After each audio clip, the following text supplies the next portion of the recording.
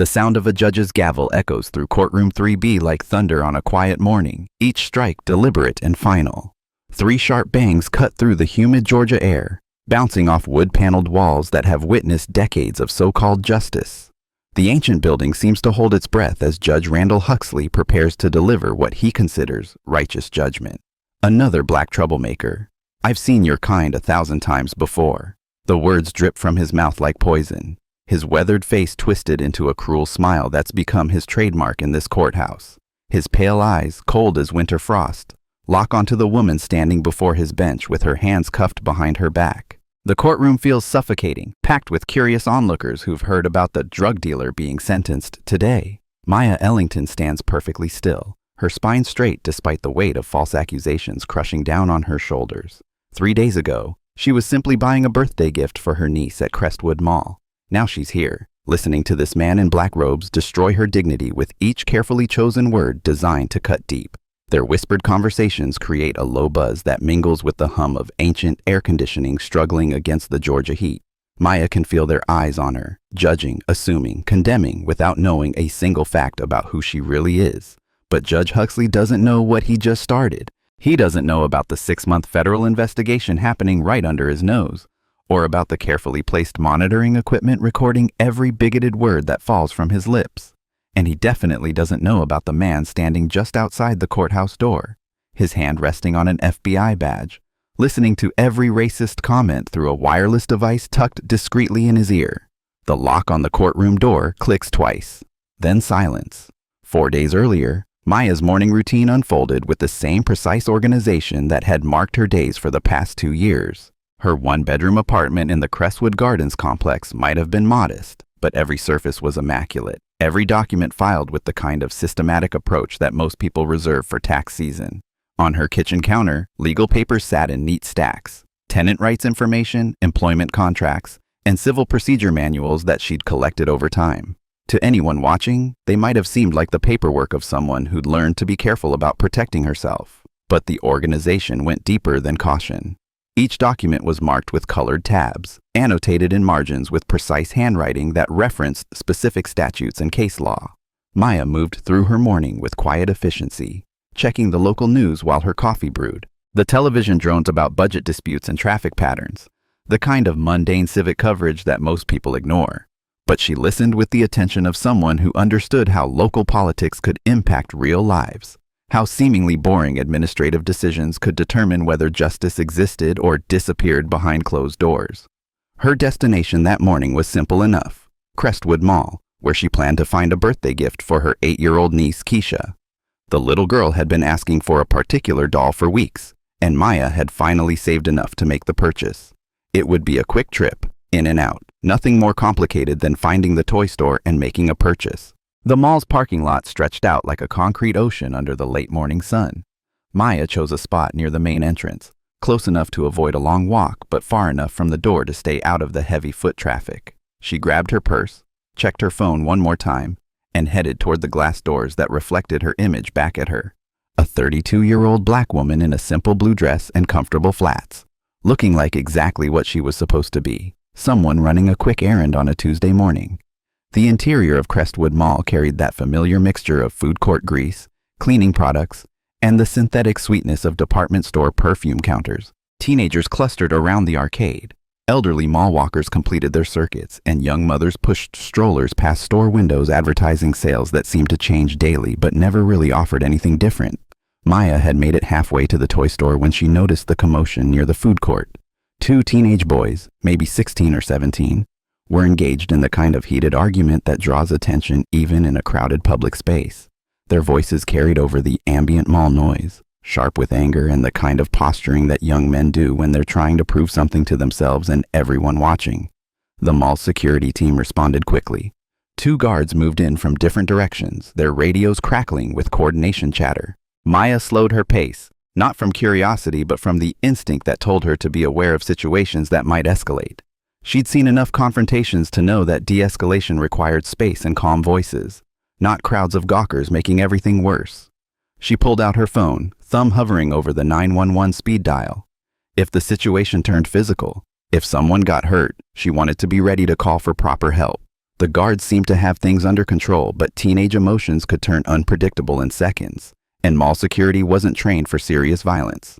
That's when Officer Vincent Colby noticed her. Colby was new to the mall security team, having started just 3 weeks earlier after what he'd described to his supervisor as a career change from his previous job. He was young, maybe 25, with the kind of eager attitude that made him volunteer for every shift and every assignment.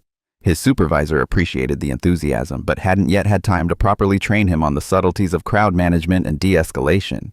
When Colby saw Maya standing 30 feet away with her phone out, pointing in the direction of the altercation, his newly minted security training kicked in with all the nuance of a sledgehammer. In his mind, she wasn't a concerned citizen ready to call for backup. She was someone involved in the situation who might be coordinating with the teenagers or filming for social media. "Ma'am, I need you to come over here," Colby called out, his voice carrying the authority of someone still learning how to use it. Maya looked up from her phone, confused. She was clearly not part of whatever was happening with the teenagers, but she walked toward the security guard anyway. Compliance with authority had been drilled into her from childhood, not from respect, but from the practical knowledge that black women who argued with men in uniforms often found themselves in situations that escalated beyond reason. "I was just going to call 911 if you needed backup," she explained, holding up her phone to show the emergency number on her screen. But Colby's training had taught him to be suspicious of explanations, especially from people who looked out of place in his judgment. Maya's calm demeanor struck him as suspicious rather than helpful. In his experience, all 3 weeks of it, people who were really trying to help didn't sound so composed and articulate. "I need to check your bag," he announced, reaching for the purse hanging from her shoulder. The request hit Maya like cold water. She wasn't doing anything wrong, hadn't been involved in the teenage argument, and certainly hadn't given anyone probable cause to search her personal belongings. But she also understood the mathematics of the situation. A young white male security guard, a black woman, and a crowd of onlookers who would remember only what fit their existing assumptions. "This isn't mine," she said quietly when Colby's search produced a small plastic bag containing white powder from a side pocket she never used. The words came out calm, measured, and absolutely true. Maya had never seen the substance before, had no idea how it had gotten into her purse, and felt a cold certainty that this moment would change everything about her life. The white powder sat in Colby's palm like an accusation, like evidence of guilt she'd never earned. "That's what they all say," Colby replied with the confidence of someone who'd watched too many crime shows and thought he understood how real investigations worked. The handcuffs closed around Maya's wrists with a sound that seemed to echo through the entire mall. Conversations stopped. Shoppers turned to stare, and cell phone cameras appeared from nowhere to capture the moment when a woman buying a birthday gift became a suspected drug dealer in the court of public opinion. Maya stood in the middle of the corridor with her hands locked behind her back, feeling the weight of every assumption being made about her character, her background, her worthiness of basic human dignity. The teenagers who'd started the whole confrontation had already been separated and sent on their way with warnings. But she remained in custody while Colby radioed for police backup to handle what he was now calling a drug possession arrest. If stories like this show you how justice can prevail against all odds, hit that subscribe button and ring the notification bell. You never know when the next incredible story of courage will drop. And trust me, you won't want to miss what happens when the truth finally comes to light. When the police arrived, Officer Garrett Thorne took control of the situation with the brisk efficiency of someone who'd processed hundreds of similar arrests. Thorne was a 15-year veteran of the Crestwood Police Department, experienced enough to know how to write reports that would hold up in court, and cynical enough to assume that most suspects were guilty of something, even if it wasn't exactly what they'd been caught doing.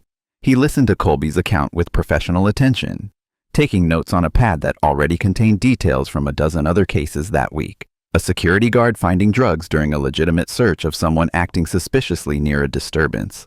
It was textbook probable cause. The kind of clean arrest that prosecutors loved and defense attorneys couldn't challenge effectively. Maya's attempt to explain her actual purpose at the mall received the kind of polite attention that police officers give to suspects' stories. Acknowledged, recorded, and immediately filed under claims requiring verification.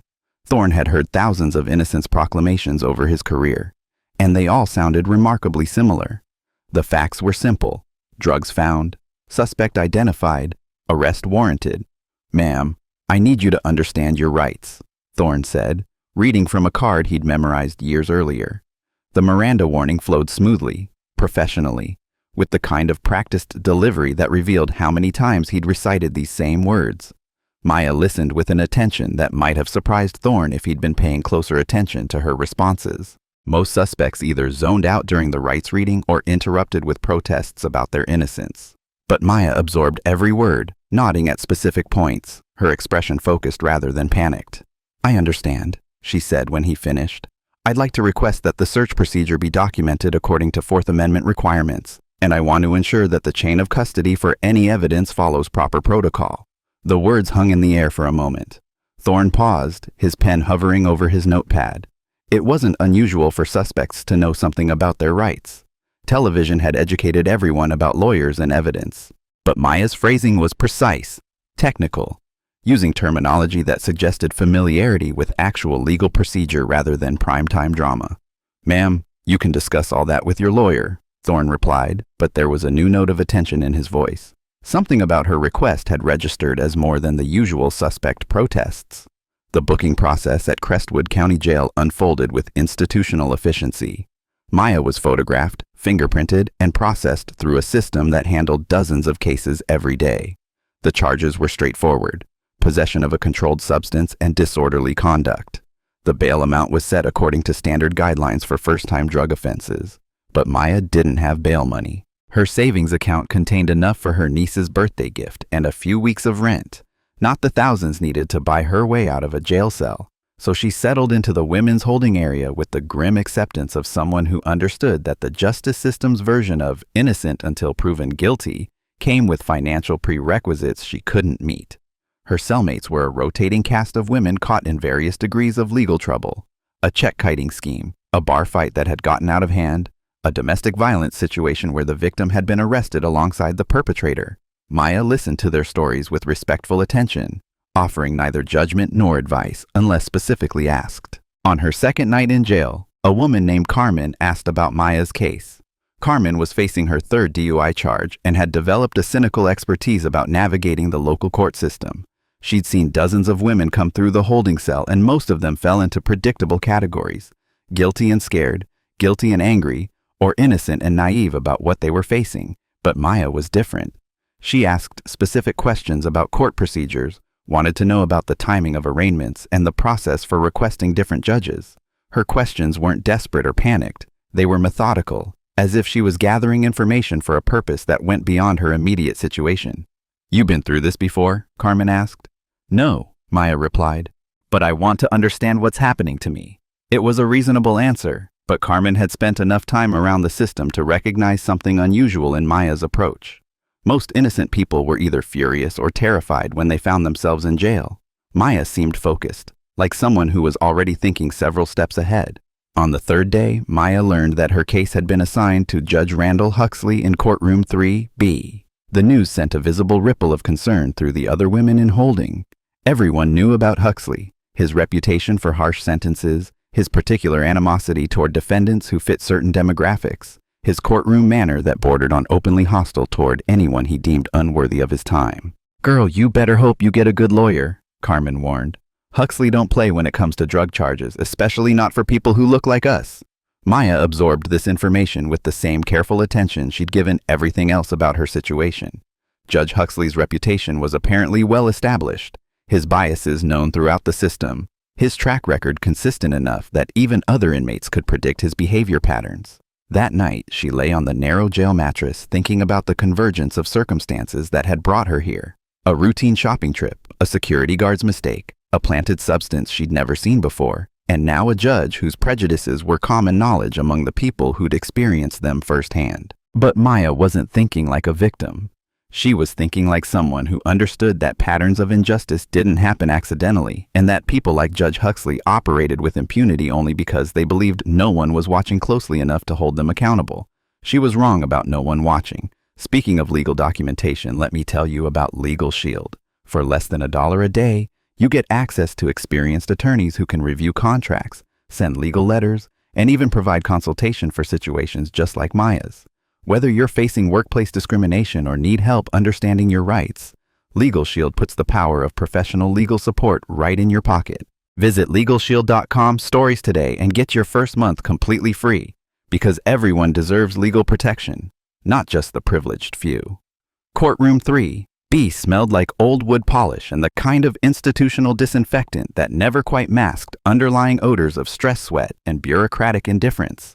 The morning sunlight struggled through tall windows that hadn't been properly cleaned in months, casting dusty beams across empty gallery benches that would soon fill with the day's collection of defendants, family members, and curious observers drawn by the promise of legal drama. Maya entered the courtroom wearing the same blue dress she'd been arrested in, now wrinkled from 3 nights in jail, but still maintaining a dignity that surprised the bailiff who'd processed dozens of drug possession cases. Most defendants shuffled in looking defeated or defiant, but Maya walked with the measured pace of someone who belonged in formal settings, who understood the gravity of courtroom proceedings, without being intimidated by their theatrical elements. Judge Randall Huxley's entrance commanded attention through sheer force of personality rather than respect.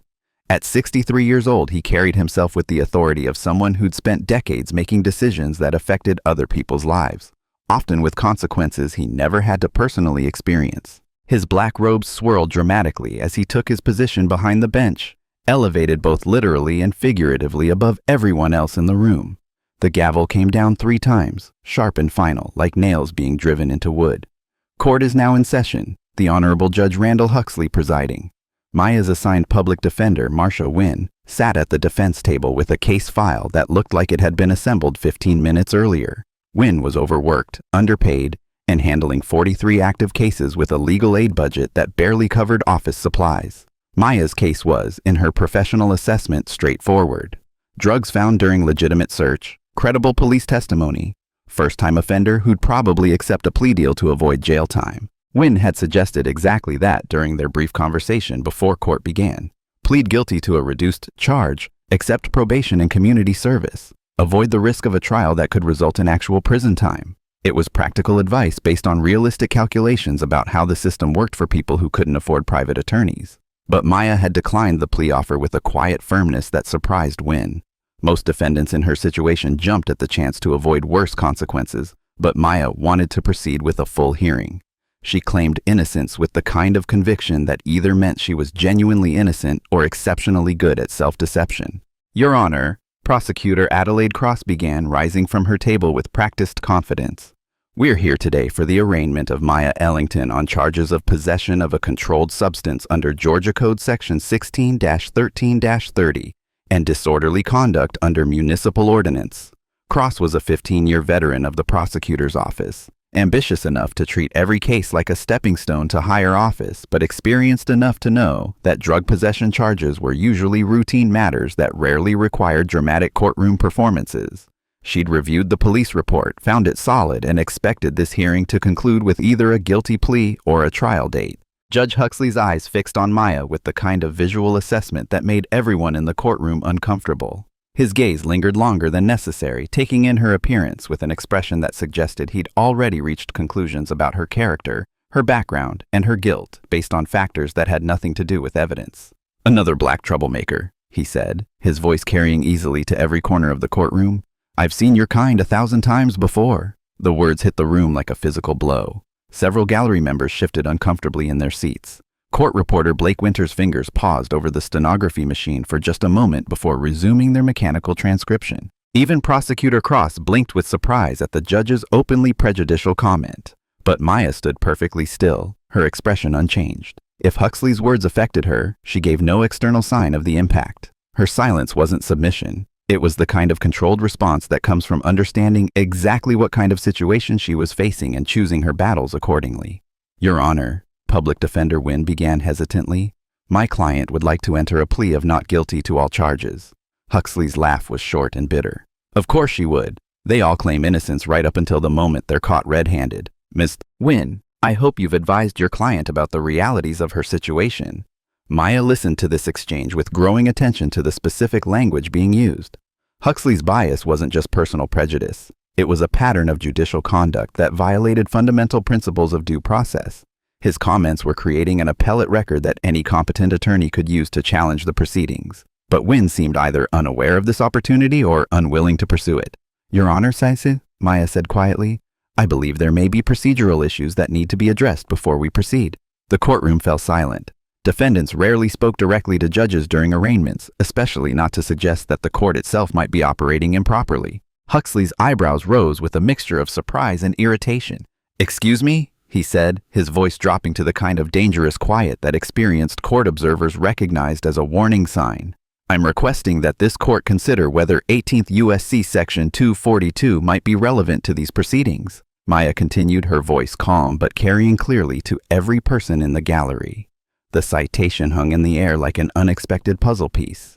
18th U.S.C. Section 242 was the federal civil rights statute that criminalized the deprivation of rights under color of law, essentially the use of official authority to violate someone's constitutional protections. It wasn't the kind of legal reference that most defendants would know, let alone cite correctly from memory.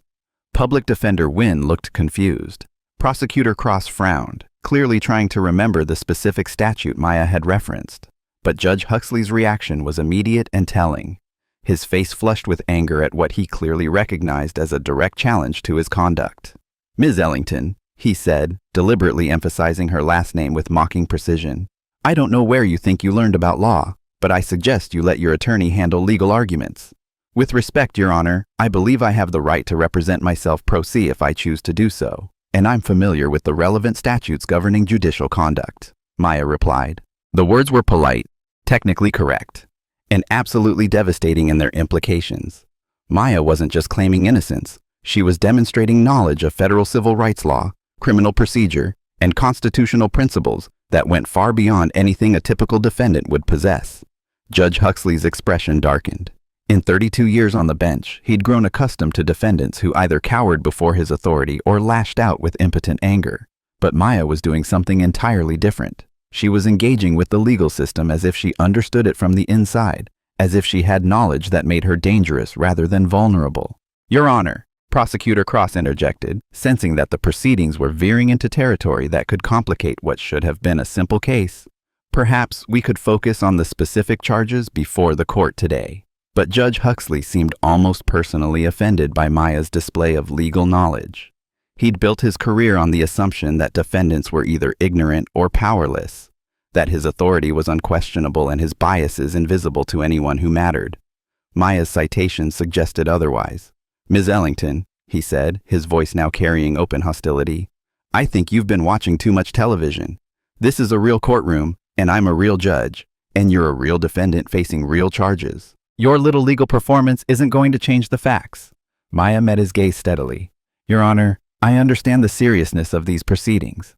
That's why I believe it's important to ensure that all constitutional requirements are being met, including those outlined in 28th U.S.C. Section 455, regarding judicial recusal when bias might affect the outcome." Another precise citation, another demonstration of knowledge that shouldn't have existed. 28th U.S.C. Section 455 was indeed the federal recusal statute, requiring judges to disqualify themselves when their impartiality might reasonably be questioned. Maya was essentially arguing that Judge Huxley's own comments had created grounds for his removal from the case. The courtroom atmosphere had shifted from routine procedure to something approaching actual legal drama. Gallery members leaned forward in their seats, sensing that they were witnessing something unusual. Blake Winters continued transcribing with professional efficiency, but there was a new intensity to her attention as she captured every word of an exchange that was clearly moving beyond normal arraignment boundaries. Public Defender Wynn finally seemed to understand that her client possessed legal knowledge that dramatically changed the strategic landscape of the case. But rather than embracing this development, Wynn appeared nervous about having a defendant who might know more about criminal law than she did. Judge Huxley's response was swift and predictable. Rather than addressing Maya's constitutional arguments, he chose escalation. "Ms. Ellington, you're trying my patience. If you continue to disrupt these proceedings with your amateur legal theories, I'll hold you in contempt of court. Do you understand me?" The threat was clear, but Maya's response revealed just how dangerous she could be to a system that relied on defendant ignorance and judicial impunity. "Your Honor, I understand that contempt charges require specific findings under federal rules of criminal procedure, Rule 42, and that any such charges would need to be based on actual disruption rather than the legitimate exercise of constitutional rights," she said calmly. The precision of Maya's legal citations was beginning to create ripples of unease throughout Courtroom 3B. Court Clerk Mason Ridge, who'd processed thousands of cases over his 12-year career, had never heard a defendant cite federal rules of criminal procedure from memory with such accuracy. Defense attorneys sometimes referenced these rules, Prosecutors occasionally mentioned them, but defendants, especially those represented by overworked public defenders, simply didn't possess this level of procedural knowledge. Ridge found himself paying closer attention to Maya's responses, taking notes on legal references that he'd later verify against his case law databases. Something about her familiarity with federal statutes and criminal procedure rules suggested a background that didn't align with her arrest record or current circumstances. Prosecutor Adelaide Cross was experiencing a similar moment of professional recalibration. She'd expected to argue against a public defender who'd barely had time to review the case file, not against a defendant who could cite constitutional protections with the precision of someone who'd studied them extensively. Cross's 15 years of courtroom experience had taught her to recognize when a case was becoming more complicated than initial appearances suggested. Judge Huxley, however, seemed determined to treat Maya's legal knowledge as an act of defiance rather than a legitimate exercise of constitutional rights. His decades on the bench had been marked by unquestioned authority and rarely challenged decisions. The idea that a defendant might actually understand the law well enough to identify his procedural violations felt like a personal attack on his judicial authority. "Ms. Ellington," he said, leaning forward with an expression of barely controlled anger, "you seem to think this is some kind of law school exam. Let me remind you that you're here because drugs were found in your possession, not because you've memorized a few legal terms." Maya's response was measured and devastating in its implications. "Your Honor, I'm here because evidence was allegedly found during a search that may have violated Fourth Amendment protections, and I believe this court has an obligation to examine the constitutional validity of that search before proceeding with any findings of fact." The Fourth Amendment citation was technically correct and procedurally appropriate, but it also demonstrated a level of constitutional knowledge that raised immediate questions about Maya's background. Most defendants who understood search and seizure law at this level were either repeat offenders with extensive criminal justice system experience or individuals with legal education. Maya clearly wasn't a repeat offender. Her record was spotless before this arrest, which left the question of where she'd acquired such detailed familiarity with federal criminal procedure and constitutional law. Public Defender Wynn finally seemed to recognize that her client's legal knowledge could be either a tremendous asset or a significant complication, depending on how it was handled. She'd never had a defendant who could cite statutes more accurately than she could, and the experience was both humbling and professionally challenging. "Your Honor," Wynn said, attempting to regain control of her client's defense strategy, "perhaps we could address these procedural concerns in a more structured manner." But Maya wasn't finished. Her next statement revealed just how deeply she understood the legal implications of everything happening in the courtroom. "I'd also like to note for the record that any statements made by this court that could be construed as demonstrating bias or prejudgment may be relevant to potential appeals under the 14th Amendment's Equal Protection Clause, and I'm requesting that all proceedings be fully transcribed and preserved accordingly." The statement was a masterwork of legal precision wrapped in polite language. Maya was essentially warning Judge Huxley that his racist comments were being recorded and could be used as grounds for appeal, while simultaneously requesting that the court reporter ensure nothing was omitted from the official record. Blake Winters, the court stenographer, found herself in an unusual position. Typically, her job was to transcribe proceedings without comment or editorial judgment. But Maya's request for complete preservation of the record, combined with her obvious awareness of appellate procedure, suggested that this case might eventually be reviewed by higher courts who would scrutinize every word and procedure. Winters made a decision that would later prove crucial. She began noting not just spoken words but also nonverbal reactions, pauses, and atmospheric details that might be relevant to any future appeals. Her professional instincts told her that this case was developing into something that would require more thorough documentation than usual. Judge Huxley's reaction to Maya's appellate warning was immediate and revealing. Rather than moderating his behavior in light of potential higher court review, he doubled down on his hostility, apparently believing that his position provided immunity from meaningful consequences. The way this woman maintained her dignity while facing such blatant discrimination is truly inspiring. If you're feeling that same fire for justice that I am, smash that like button and let me know in the comments. What would you have done in Maya's position? Your support helps these stories reach people who need to hear them. "Ms. Ellington," Judge Huxley said, his voice rising with indignation, "your legal posturing doesn't change the facts of your case. You were caught with drugs. That's reality, not constitutional theory." Maya's response demonstrated yet another layer of her legal sophistication. "Your Honor, the Supreme Court established in Mapp v. Ohio that evidence obtained through unconstitutional searches cannot be used in criminal proceedings, regardless of what that evidence might suggest about a defendant's guilt. I believe this principle, known as the exclusionary rule, may be directly applicable to my case. The Mapp v. Ohio citation was not just technically correct, it was strategically brilliant. Maya had referenced one of the foundational cases in Fourth Amendment jurisprudence, demonstrating knowledge of Supreme Court precedent that many practicing attorneys would need to research before citing confidently. But more than that, she'd done something that defense attorneys rarely managed effectively. She'd shifted the focus from her alleged guilt to the constitutional validity of the government's investigation methods. Even if drugs had been found in her purse, evidence obtained through illegal searches couldn't be used to convict her.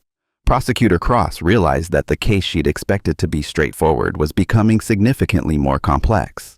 A defendant who could cite Mapp v. Ohio and discuss exclusionary rule applications was a defendant who might actually understand enough constitutional law to mount an effective defense. Cross would need to review the arrest procedures much more carefully than she'd initially planned. Court Clerk Mason Ridge was taking extensive notes now, recognizing that Maya's legal arguments were creating a record that would require careful documentation. Her citations were too accurate, and her procedural knowledge too sophisticated to ignore. Whatever her background, Maya clearly possessed a legal education that extended far beyond what most defendants brought to criminal proceedings. The gallery members were beginning to murmur among themselves, sensing that they were witnessing something unusual. Word was spreading that the defendant in the drug possession case was citing Supreme Court precedent from memory and challenging the judge's authority with constitutional arguments that sounded legitimate. Among the observers was Reverend Marcus Burke from the Crestwood Community Baptist Church, who'd made a habit of attending court proceedings to support community members facing legal challenges.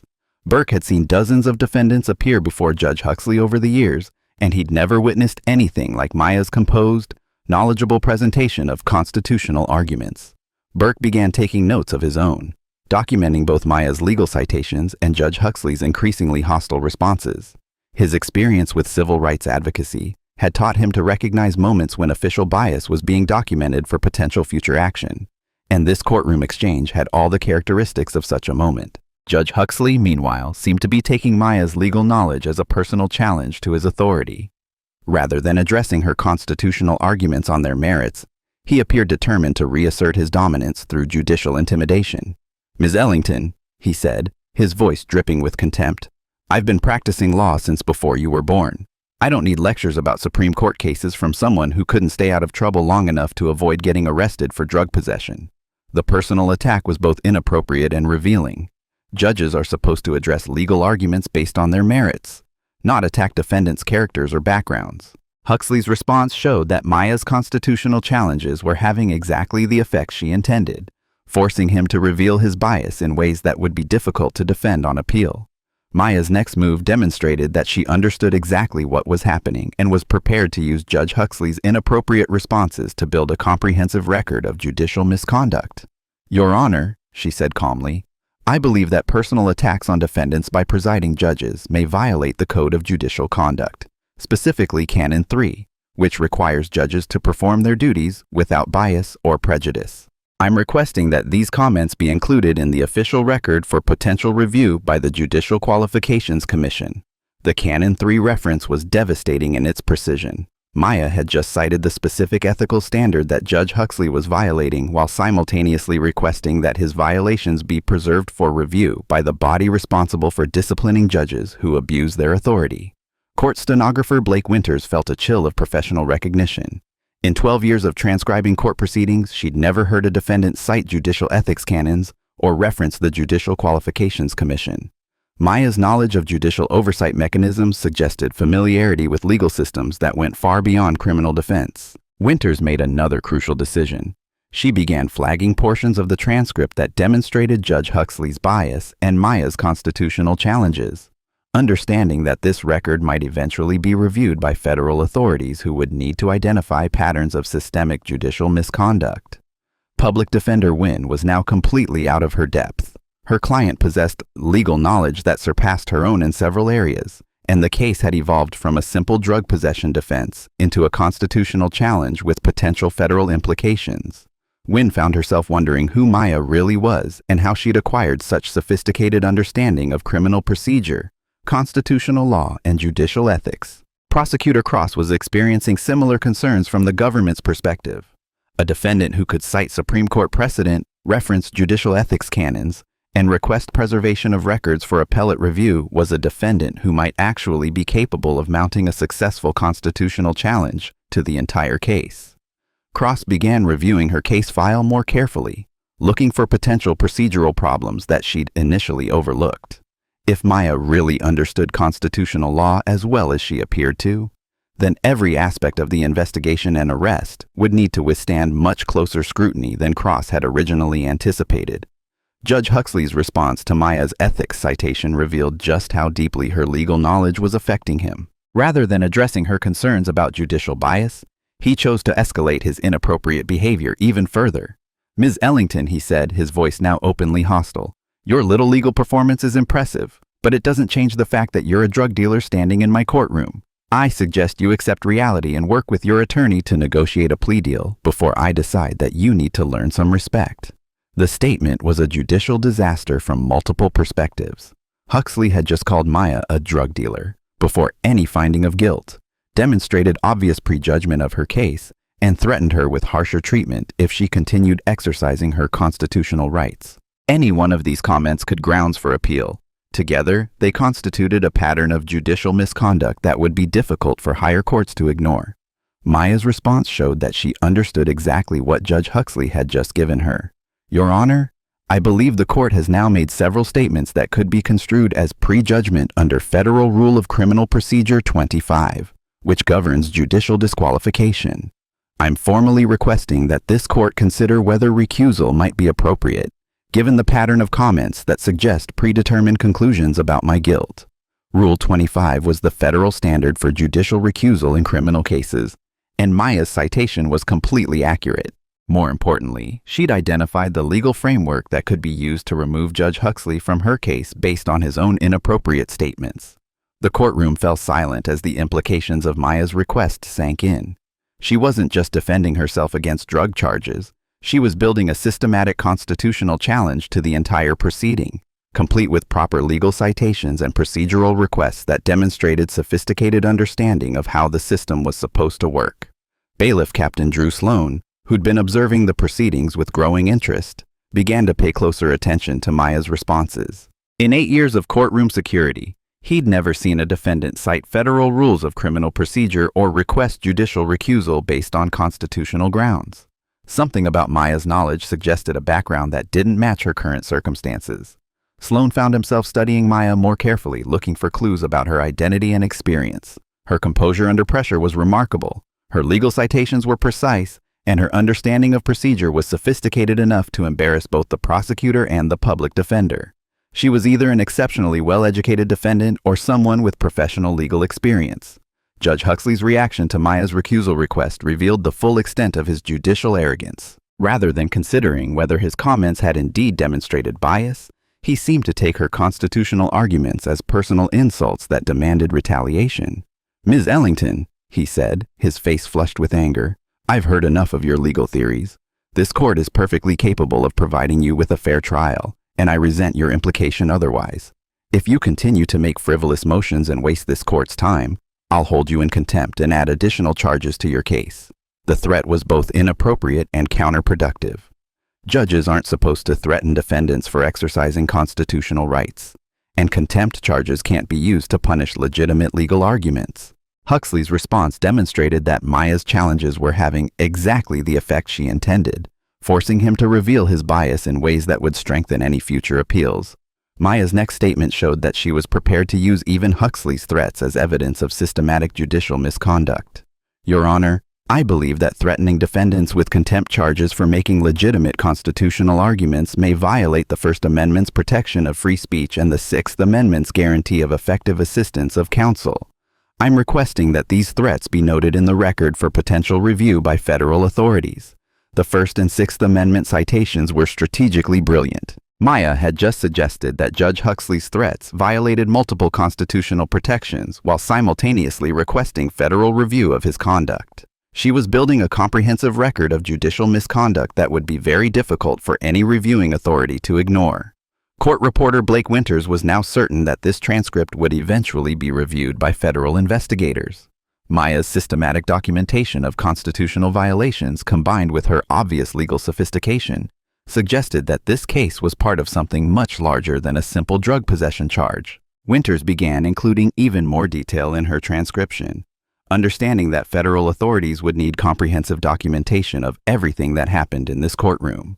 The precision of Maya's legal arguments and the extent of Judge Huxley's inappropriate responses suggested that this case might become a significant federal civil rights investigation. As the morning session continued, it became clear that Maya possessed legal knowledge that extended far beyond what any ordinary defendant should have. Her citations were too accurate, her procedural understanding too sophisticated, and her strategic thinking too advanced for someone who'd simply learned about law through personal research or television shows. The question hanging in the air throughout Courtroom 3B was increasingly urgent.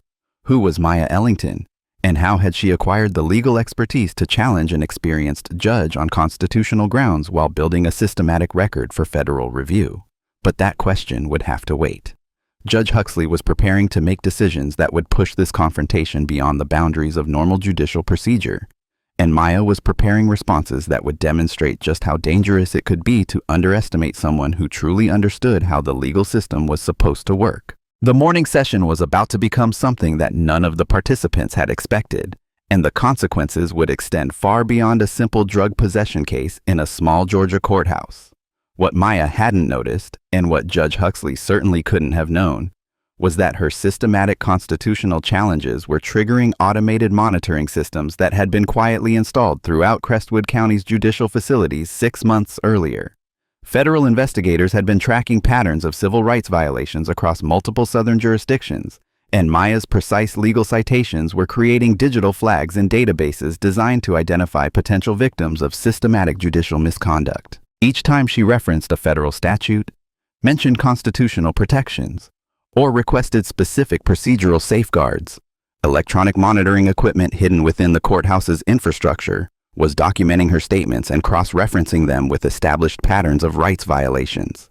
The technology was sophisticated enough to recognize when defendants demonstrated unusual legal knowledge, and Maya's performance was setting off alerts that automatically notified federal supervisory personnel.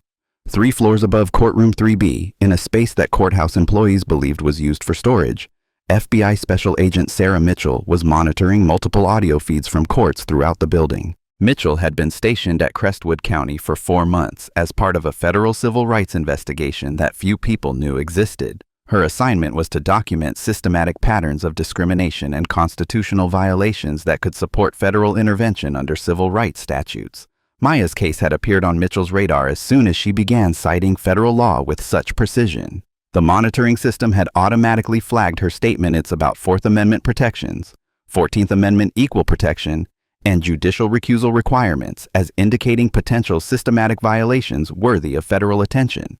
But what really caught Mitchell's attention was Maya's reference to Title 18 U.S.C. Section 242, the federal civil rights statute that criminalized official violations of constitutional rights. Most defendants who understood that statute did so because they'd either studied federal law extensively or had professional experience with civil rights enforcement.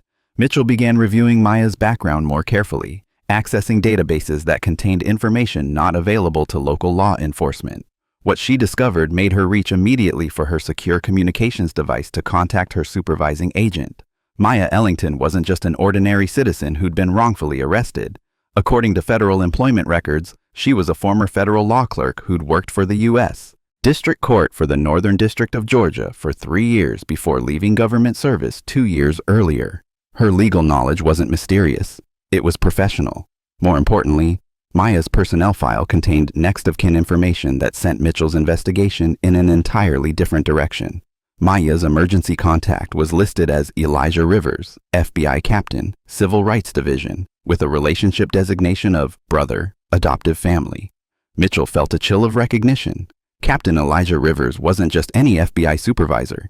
He was the lead investigator on the multi-state civil rights enforcement operation that had brought Mitchell to Crestwood County in the first place. Maya wasn't just a victim of the systematic discrimination they'd been investigating. She was family to the federal agent in charge of documenting and prosecuting those violations. Maya's situation shows us how quickly life can change, which is why having financial security matters more than ever. That's where Policy Genius comes in. They makes it incredibly simple to compare life insurance quotes from top-rated companies in just minutes. No pushy salespeople, no hidden fees, just honest comparisons that help you protect your family's future. Head to policygenius.com/justice and see how affordable peace of mind can be.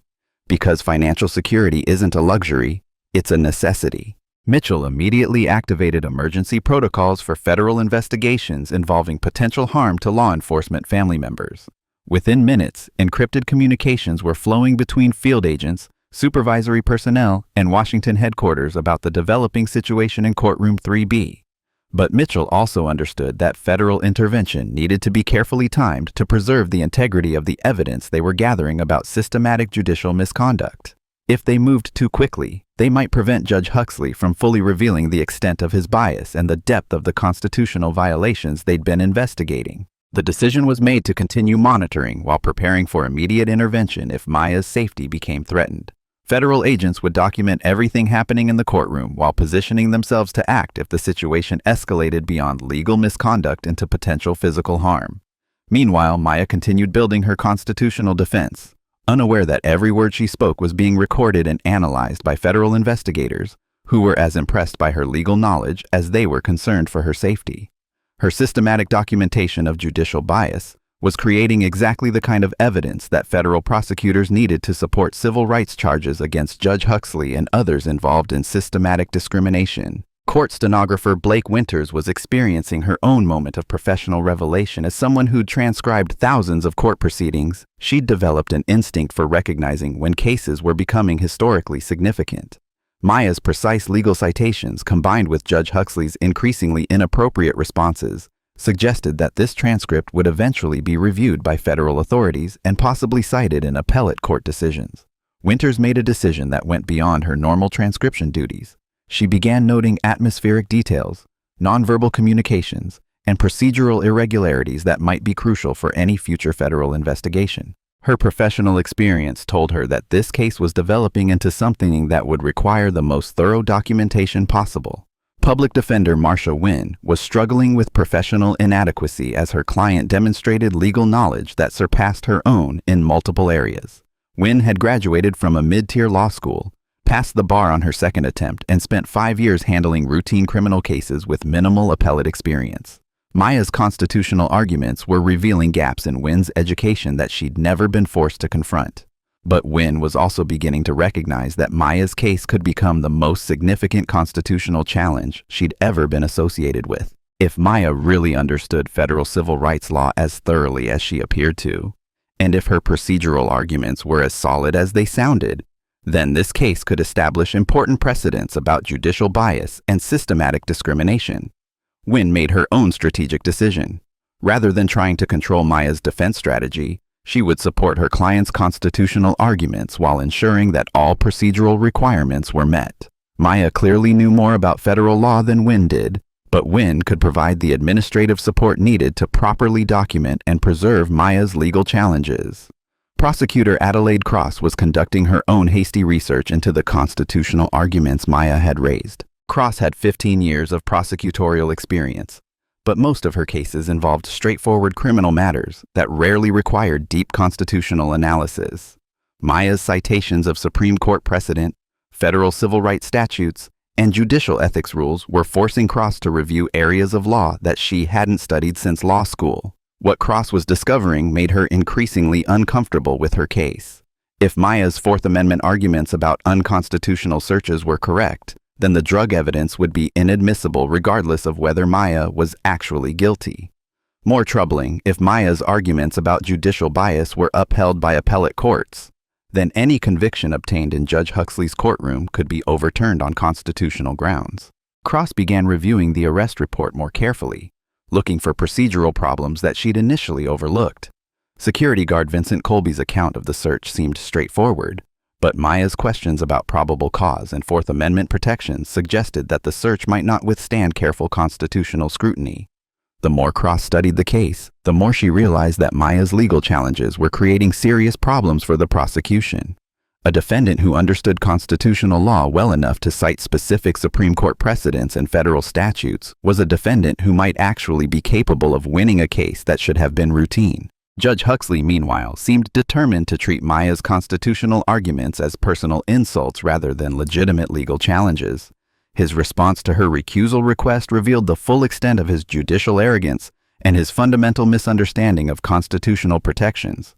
"Ms. Ellington," he said, his voice rising with indignation, "your accusations of bias are completely unfounded and borderline contemptuous. I've been fair to every defendant who's appeared in my courtroom, regardless of their background or circumstances." Maya's response demonstrated that she understood exactly how to use Judge Huxley's defensive statements to build an even stronger record of judicial misconduct.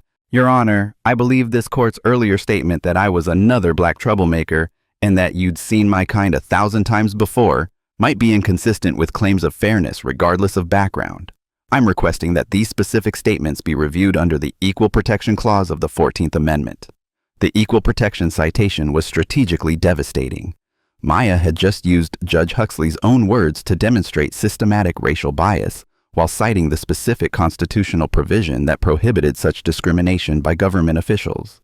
Any reviewing court would have to address whether Huxley's comments violated federal constitutional protections. Court Clerk Mason Ridge found himself in an unprecedented situation. In 12 years of court administration, he'd never seen a defendant systematically document judicial bias while building a comprehensive constitutional challenge to an entire proceeding. Maya's legal arguments were creating a record that would require careful preservation and might eventually become evidence in federal civil rights prosecutions. Ridge began making copies of all court documents related to Maya's case, understanding that federal investigators might eventually request comprehensive records of the proceedings. His administrative experience told him that cases involving systematic constitutional violations often became the subject of federal oversight, and proper documentation would be crucial. Bailiff Captain Drew Sloan was watching Maya with increasing professional interest. His 8 years of courtroom security had taught him to recognize different types of defendants, and Maya didn't fit any of the usual categories.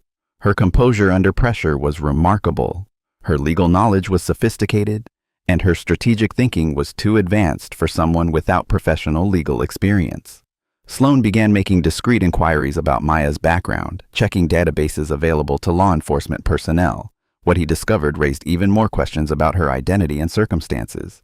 Maya's record showed employment with federal agencies, educational background that included legal studies, and professional references that suggested capabilities far beyond what her current situation implied. More troubling from Sloan's perspective was the growing realization that Maya might actually be correct about Judge Huxley's constitutional violations.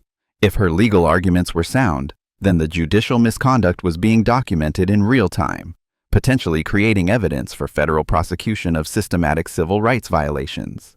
Things are about to get absolutely wild, and if you think you know where this is heading, think again.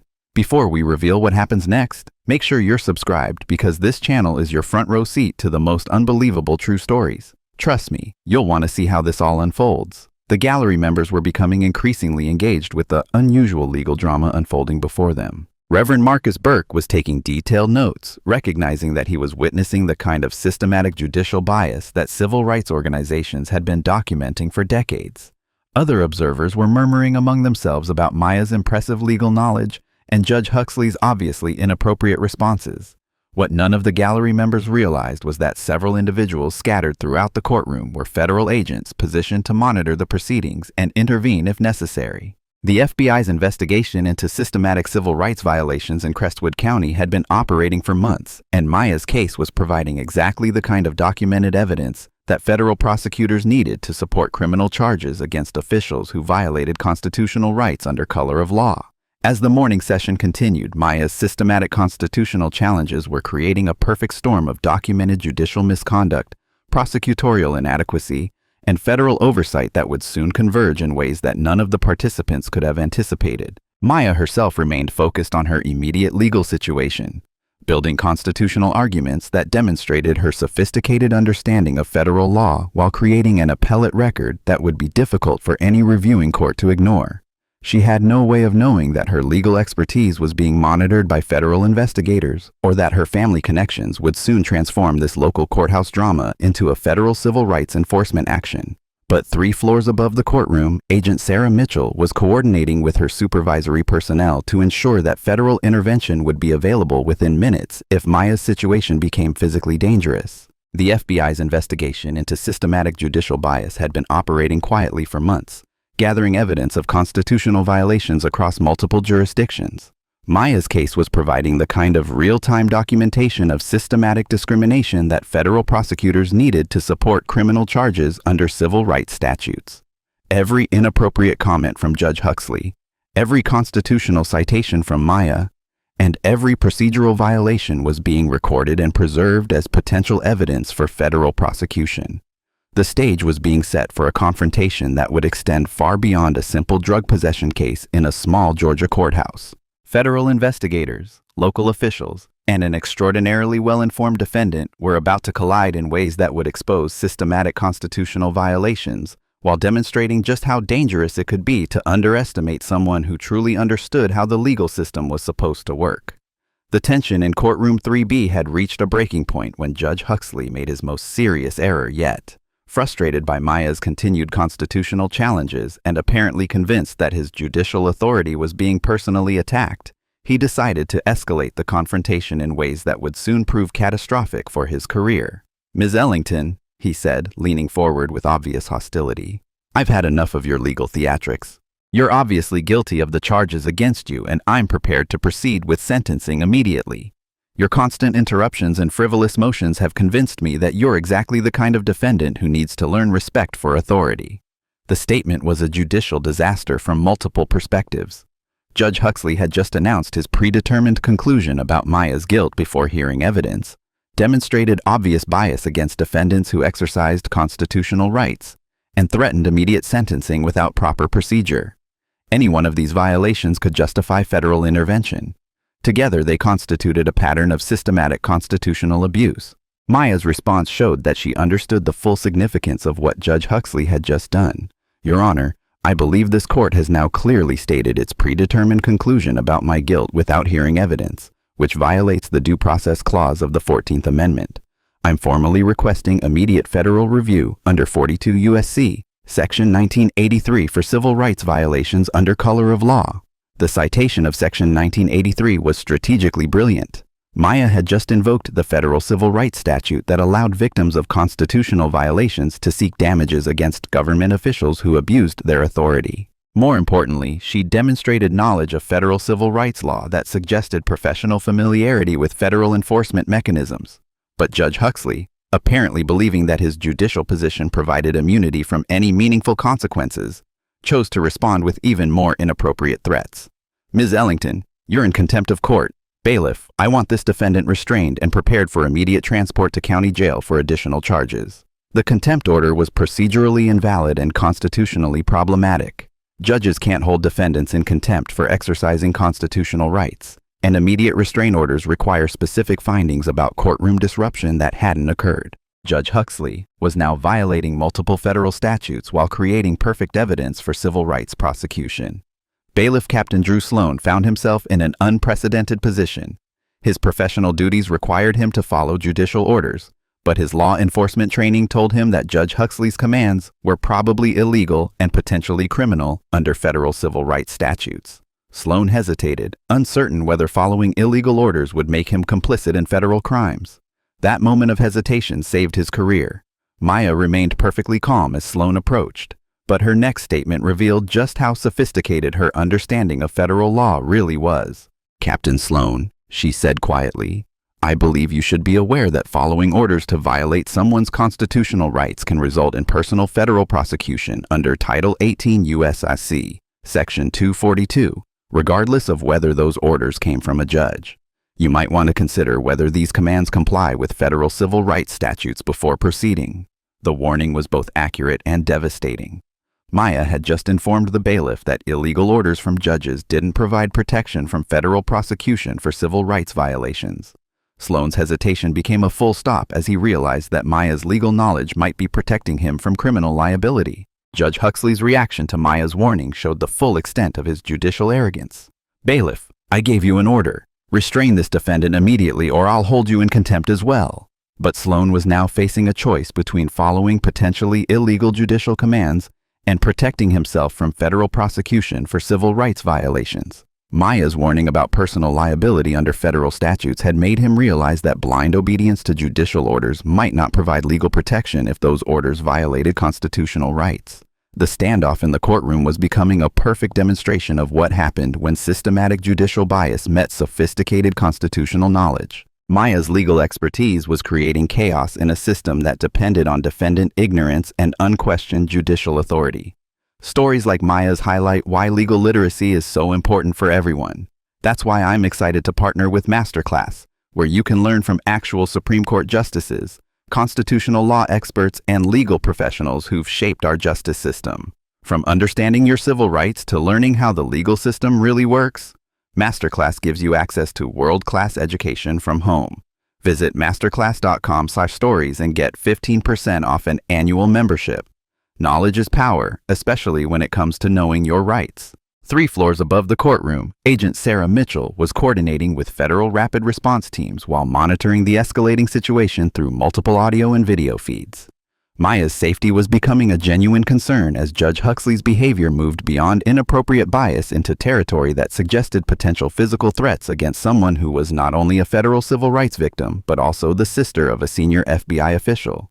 Mitchell received authorization for immediate intervention as soon as Judge Huxley issued the illegal contempt order. Federal agents positioned throughout the courthouse were notified to prepare for emergency entry into courtroom 3B, while supervisory personnel contacted FBI Captain Elijah Rivers about the developing threat to his sister's safety.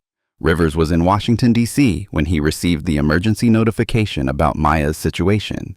As the lead investigator for the multi-state civil rights enforcement operation that had been monitoring systematic discrimination in Southern judicial systems, he'd been following the Crestwood County investigation with professional interest. Learning that his adoptive sister was not only a victim of the discrimination they'd been investigating, but was also being threatened with illegal detention sent him into motion with the urgency that only family emergencies can create. But Rivers also understood that federal intervention needed to be timed perfectly to preserve the evidence they'd been gathering about systematic judicial misconduct. Maya's situation was providing real-time documentation of constitutional violations that could support federal prosecution of multiple officials involved in systematic discrimination. Premature intervention might save Maya from immediate harm but could compromise the broader investigation that might prevent similar violations against other victims. Rivers made a decision that balanced family protection with federal law enforcement priorities. He would travel immediately to Crestwood County, while federal agents prepared for emergency intervention if Maya's safety became more seriously threatened. Back in courtroom 3B, the standoff between Judge Huxley and Bailiff Sloan was creating an unprecedented situation. Court personnel were accustomed to following judicial orders without question, but Maya's legal warnings about federal prosecution for civil rights violations had introduced the possibility that blind obedience might result in criminal liability. Public Defender Marcia Wynn finally found her voice in the escalating crisis. "Your Honor," she said with more authority than she'd shown all morning, "I believe my client has raised legitimate constitutional concerns that should be addressed before any contempt proceedings. Perhaps we should recess to allow for proper legal research on the federal statutes she cited." Wynn's suggestion was procedurally appropriate and strategically wise. A recess would provide time for federal authorities to intervene while creating space for Judge Huxley to reconsider his increasingly problematic behavior. But Huxley seemed determined to escalate the confrontation regardless of legal consequences. "Ms. Wynn, I don't need legal research to recognize contempt when I see it. Your client has been disruptive and disrespectful from the moment she entered my courtroom." Prosecutor Adelaide Cross was watching the proceedings with growing alarm, recognizing that Judge Huxley's behavior was creating grounds for appeal that could invalidate any conviction, even if the underlying criminal charges were legitimate. Cross's prosecutorial experience told her that judicial misconduct could undermine cases regardless of defendant guilt, and Huxley's pattern of inappropriate statements was creating serious problems for her prosecution. "Your Honor," Cross interjected, "perhaps the court should consider the defendant's procedural concerns before proceeding with contempt charges. Some of her constitutional arguments might require careful legal analysis." But Judge Huxley seemed to interpret any suggestion of caution as a challenge to his authority. "Ms. Cross, I'm perfectly capable of managing my own courtroom without input from prosecutors who seem more concerned about defending criminals than seeking justice." The comment revealed Huxley's fundamental misunderstanding of prosecutorial ethics and constitutional requirements. Prosecutors are obligated to ensure that convictions are obtained through constitutional means, and they can be held professionally accountable for pursuing cases tainted by systematic judicial bias. Court stenographer Blake Winters was documenting everything with growing recognition that this transcript would become crucial evidence in what appeared to be developing into a major federal civil rights case. The precision of Maya's legal arguments, combined with the systematic nature of Judge Huxley's inappropriate responses, suggested that this courtroom confrontation was part of something much larger than a local criminal case. Court Clerk Mason Ridge was experiencing similar recognition that the proceedings had moved far beyond routine criminal law into territory that would require federal oversight. Maya's constitutional challenges were too sophisticated and Judge Huxley's violations too systematic for this to remain a local matter. Gallery members were becoming increasingly uncomfortable with the obvious judicial bias they were witnessing. Reverend Burke was taking detailed notes, understanding that he was documenting the kind of systematic discrimination that civil rights organizations had been challenging for decades. Other observers were murmuring among themselves about the inappropriate nature of Judge Huxley's comments and Maya's impressive legal knowledge. What none of the gallery members could see was the discreet federal agents positioned throughout the courthouse, ready to intervene if the situation escalated into physical harm. The FBI's civil rights investigation had been operating quietly for months, but Maya's case was forcing it into the open in ways that would soon transform a local courthouse drama into a federal enforcement action. The critical moment came when Judge Huxley made his final error. "Bailiff Sloan, if you don't restrain this defendant immediately, I'll have you arrested for failure to follow judicial orders. I won't have my authority questioned by anyone in this courtroom." The threat to arrest the bailiff for refusing to violate someone's constitutional rights was the breaking point that federal authorities had been waiting for. Agent Mitchell received authorization for immediate intervention as Judge Huxley's behavior moved from inappropriate bias to potential criminal conspiracy to violate civil rights under color of law. But before Mitchell could coordinate federal entry into the courtroom, the situation was transformed by an arrival that no one in courtroom 3B expected. The double doors at the back of the courtroom opened with dramatic force, and FBI Captain Elijah Rivers stepped through, with the kind of commanding presence that instantly changed the atmosphere in any room. Rivers was 45 years old, 6 feet 3 inches tall, and carried himself with the authority of someone who'd spent 23 years investigating federal crimes and prosecuting officials who abused their power. His FBI credentials were visible on his belt, his badge prominently displayed, and his expression conveyed the kind of controlled anger that comes from watching someone threaten a family member while committing federal crimes in real time. Rivers had driven from Washington, D.C. to Crestwood County in record time, while coordinating with federal agents already positioned in the courthouse. The courtroom fell completely silent as Rivers walked down the center aisle with measured steps that echoed through the space like drum beats. Judge Huxley's mouth fell open in surprise. Prosecutor Cross looked confused, and Public Defender Wynn appeared to be trying to process what was happening. But Maya's expression showed something entirely different: recognition, relief, and a small smile that suggested this dramatic entrance was not entirely unexpected. Rivers stopped directly in front of the defendant's table and looked at Maya with an expression of concern and protective anger that made their relationship unmistakable to everyone in the courtroom. "Maya," he said, his voice carrying clearly to every corner of the room, "are you all right? Have you been harmed in any way?" The question hung in the air like a revelation that changed everything about the situation. The FBI captain wasn't asking about the legal proceedings or the criminal charges. He was asking about Maya's personal safety with the kind of protective concern that only family members demonstrate. Maya's response confirmed what everyone in the courtroom was beginning to understand. "I'm fine, Elijah, but this court has violated several constitutional protections, and I believe federal intervention may be warranted under civil rights statutes." The use of his first name, combined with the easy familiarity of their interaction, made it clear that Maya and Captain Rivers had a personal relationship that went far beyond chance encounter. But more than that, Maya's continued focus on constitutional violations, even in the presence of obvious federal authority, suggested that this dramatic arrival was part of a larger plan. Judge Huxley finally found his voice, though it carried none of his earlier arrogance. "Excuse me, who are you and what authority do you have to interrupt these proceedings?" Rivers turned to face Judge Huxley with an expression of controlled professional anger that made everyone in the courtroom understand exactly how much trouble the judge was facing. "I'm FBI Captain Elijah Rivers, Civil Rights Division, and I'm here to investigate potential violations of federal civil rights statutes that appear to have been occurring in this courtroom. More immediately, I'm here because someone has been threatening my sister." The word sister fell on the courtroom like a bombshell that explained everything and changed everything simultaneously. Maya wasn't just a defendant with unusual legal knowledge. She was the family member of a senior federal law enforcement official who specialized in prosecuting exactly the kind of constitutional violations that had been occurring in Judge Huxley's courtroom. Rivers continued with the kind of calm authority that comes from having federal prosecution power and personal motivation in equal measure. Judge Huxley, I believe you should know that this courtroom has been under federal surveillance for the past 6 months as part of an ongoing civil rights investigation. Every inappropriate comment you've made, every constitutional violation you've committed, and every threat you've issued has been recorded and will be used as evidence in federal prosecution for systematic civil rights violations under color of law. The revelation that the courtroom had been under federal surveillance transformed everyone's understanding of what had been happening.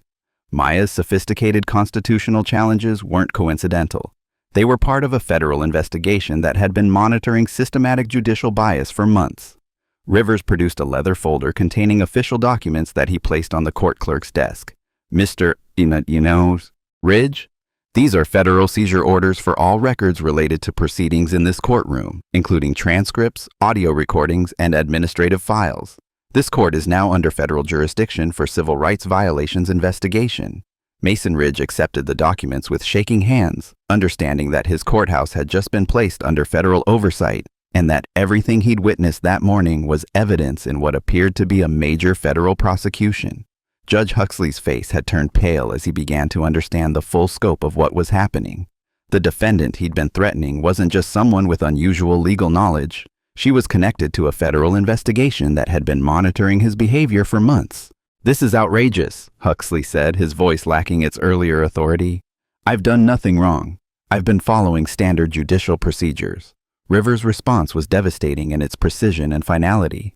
"Judge Huxley, federal agents have documented approximately 47 separate constitutional violations in your courtroom over the past 6 months, including systematic racial bias, denial of due process, inappropriate ex parte communications, and threats against defendants for exercising constitutional rights. Today's proceedings have added additional federal charges, including conspiracy to violate civil rights under color of law." As Rivers spoke, federal agents began entering the courtroom through multiple doorways, displaying credentials and taking positions that made it clear this was a coordinated law enforcement action that had been planned for months. Agent Sarah Mitchell entered through the main doors, followed by evidence technicians and supervisory personnel who immediately began securing the scene for federal investigation.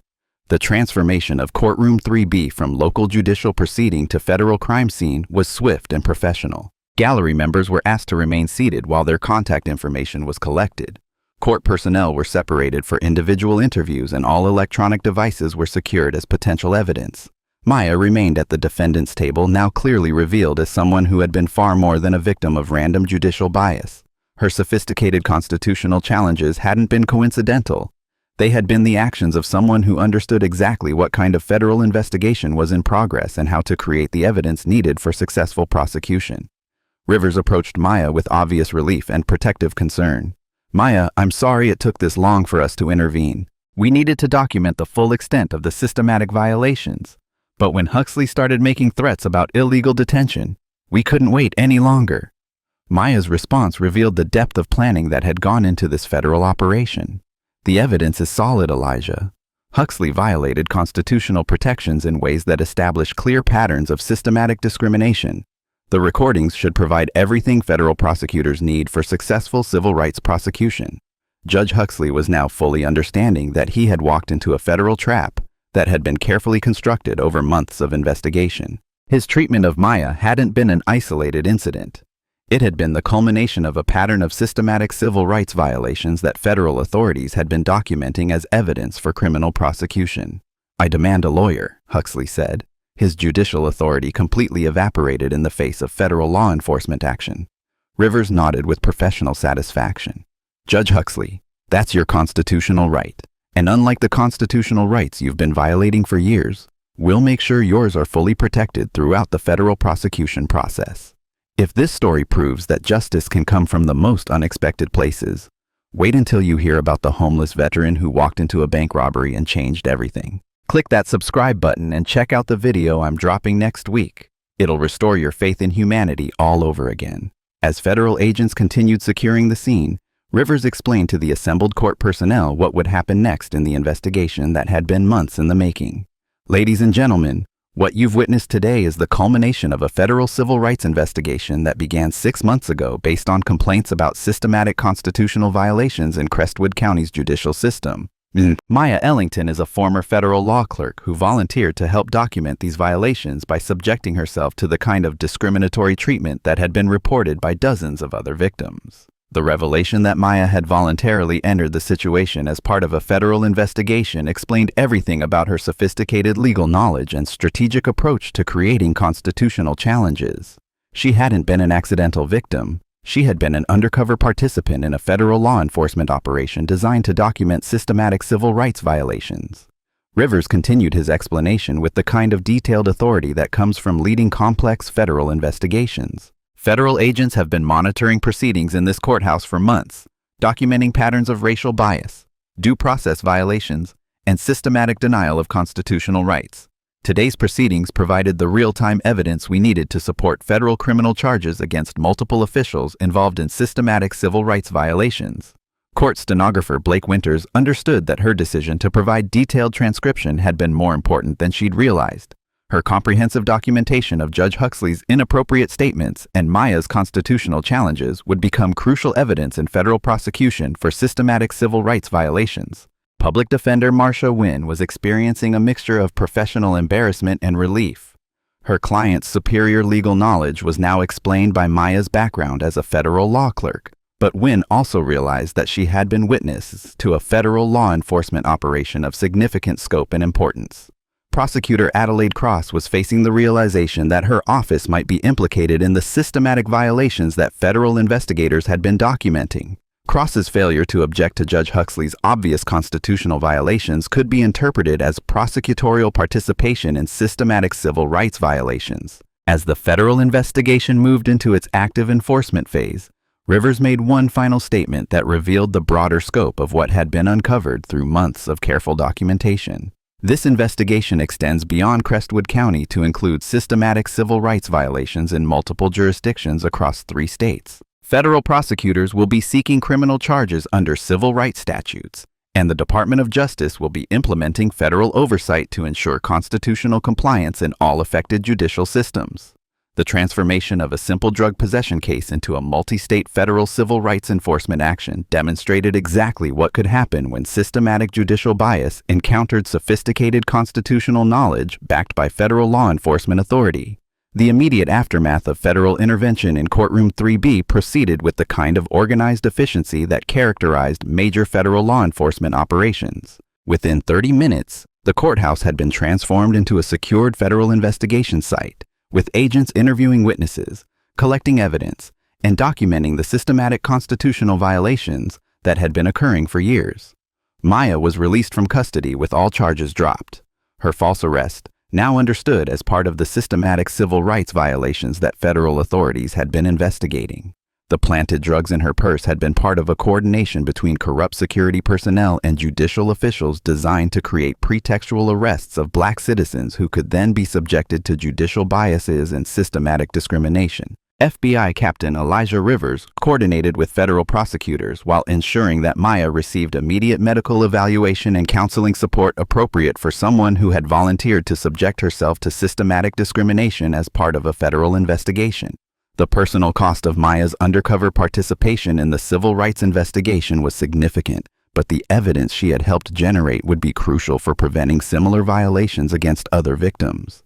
Judge Randall Huxley was arrested on federal civil rights charges, including conspiracy to violate constitutional rights under color of law, systematic denial of due process, and intimidation of defendants for exercising constitutional protections. The federal charges carried potential sentences of up to 10 years in federal prison and permanent disqualification from judicial office. But the federal investigation revealed that Huxley's constitutional violations were part of a much larger pattern of systematic discrimination that extended throughout Crestwood County's legal system and beyond. Security guard Vincent Colby was arrested for participation in a conspiracy to plant evidence and create pretextual arrests targeting black citizens.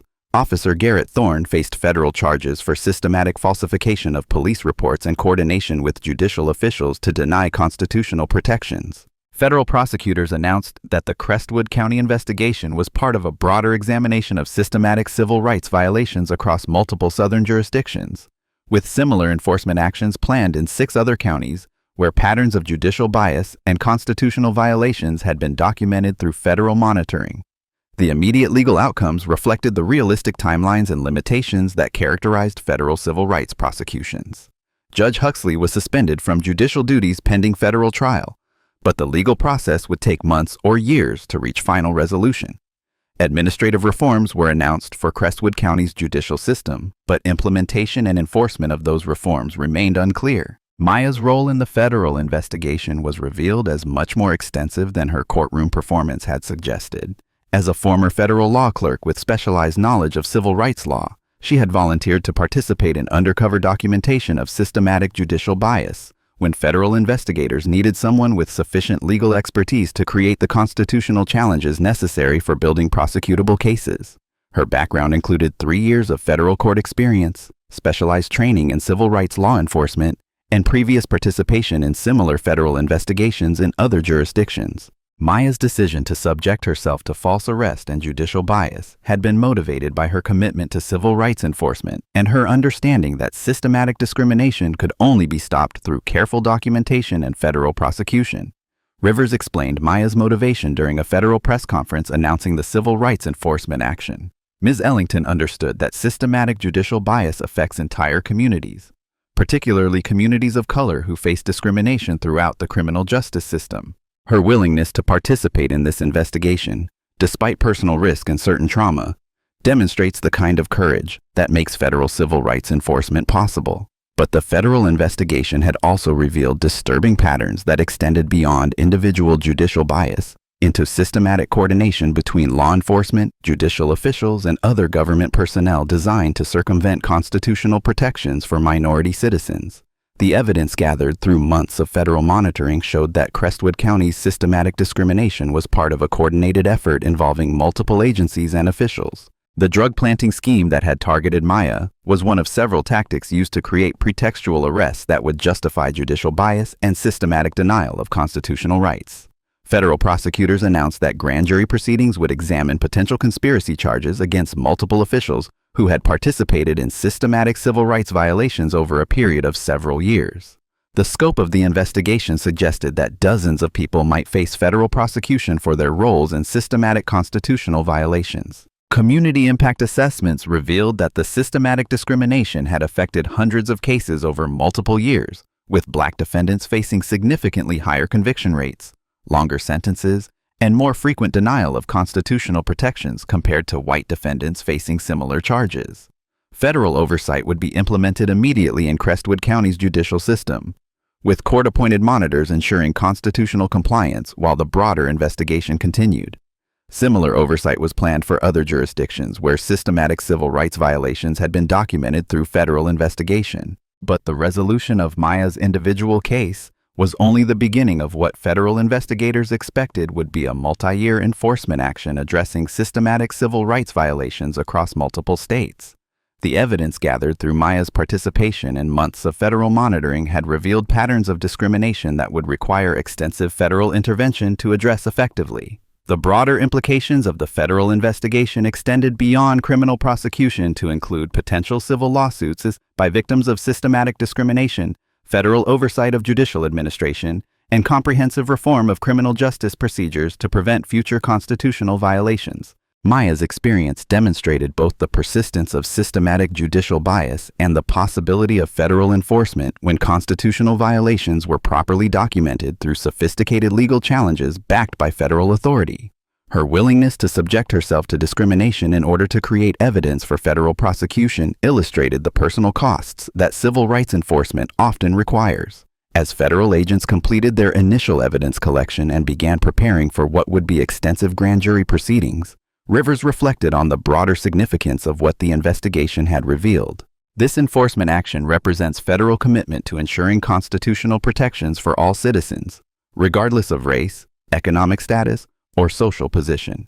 Systematic civil rights violations by government officials will be prosecuted to the full extent of federal law, and we will continue investigating similar patterns of discrimination wherever they exist.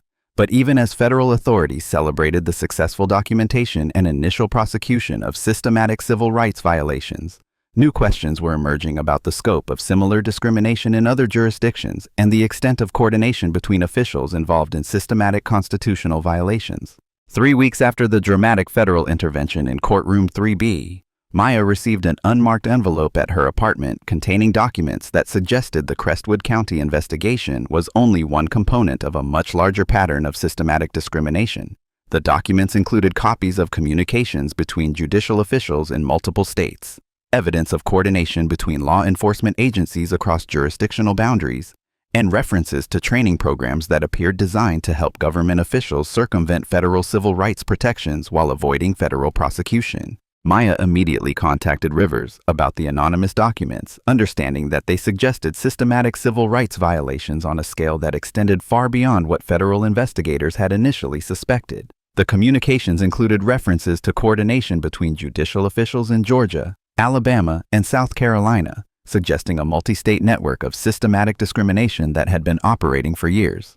Most disturbing were references to federal monitoring countermeasures and constitutional compliance appearances that suggested some officials were aware of federal civil rights investigations and had developed techniques for maintaining systematic discrimination while creating appearances of constitutional compliance. Rivers coordinated immediate federal response to the new evidence, understanding that the anonymous documents suggested systematic civil rights violations that might extend to the federal level. The scope and coordination implied by the documents raised questions about whether federal oversight agencies themselves might be compromised by officials sympathetic to systematic discrimination. Federal prosecutors announced expansion of the civil rights investigation to include potential coordination between government officials across multiple states and federal jurisdictions. The investigation would examine whether systematic civil rights violations represented isolated local problems or coordinated efforts to circumvent federal constitutional protections through interagency cooperation. But the anonymous documents also raised immediate safety concerns for Maya and other individuals who had participated in federal civil rights investigations.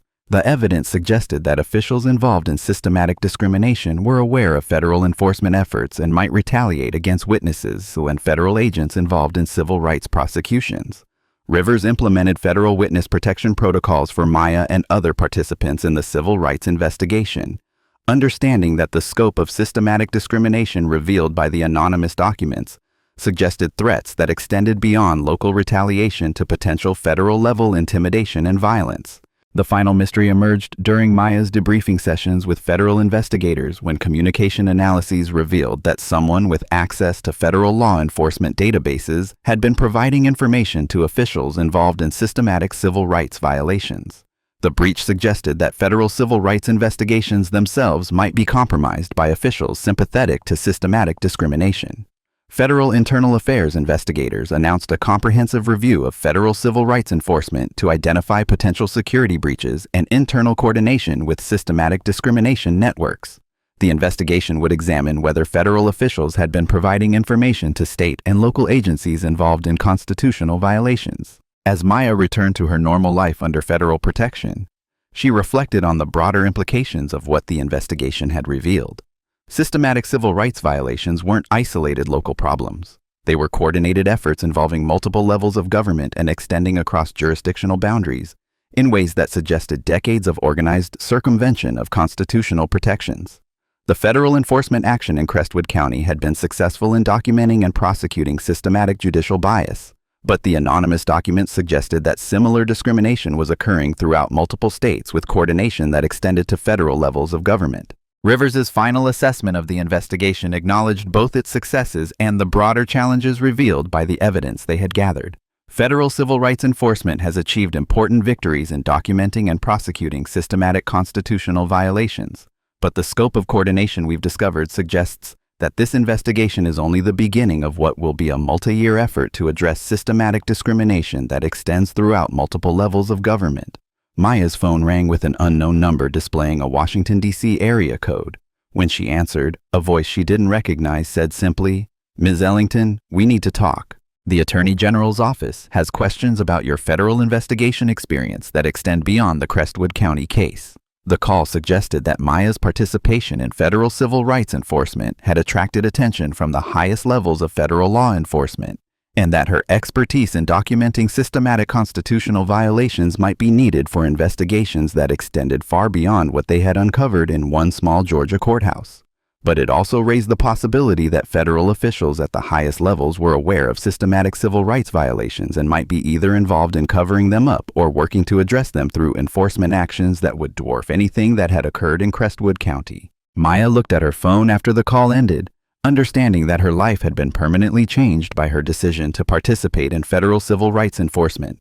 The anonymous documents, the federal investigation expansion, and now attention from the Attorney General's office suggested that she had become involved in something that extended far beyond judicial bias into questions about the fundamental integrity of constitutional protections throughout the American legal system. The story that had begun with a simple shopping trip to buy a birthday gift for her niece had evolved into a federal investigation that revealed systematic civil rights violations extending across multiple states and potentially reaching the highest levels of federal government. Maya's sophisticated legal knowledge and willingness to document constitutional violations had provided federal prosecutors with evidence they needed, but it had also exposed her to dangers and responsibilities that would affect the rest of her life. As federal investigators continued their expanded civil rights enforcement actions and Maya prepared for whatever role she might play in addressing systematic constitutional violations at the federal level, the questions raised by the Crestwood County investigation remained unanswered. How extensive was systematic discrimination throughout American legal systems? Who was coordinating violations across jurisdictional boundaries? And what would federal enforcement ultimately be able to accomplish against constitutional violations that appeared to be both systematic and coordinated at unprecedented levels? The lock had clicked twice, and then there was silence. But the silence was beginning to reveal sounds that suggested systematic civil rights violations extending far beyond anything that had been documented in one small Georgia courthouse. And Maya's expertise in constitutional law and federal enforcement would be needed for investigations that might determine the future of civil rights protections throughout the American legal system.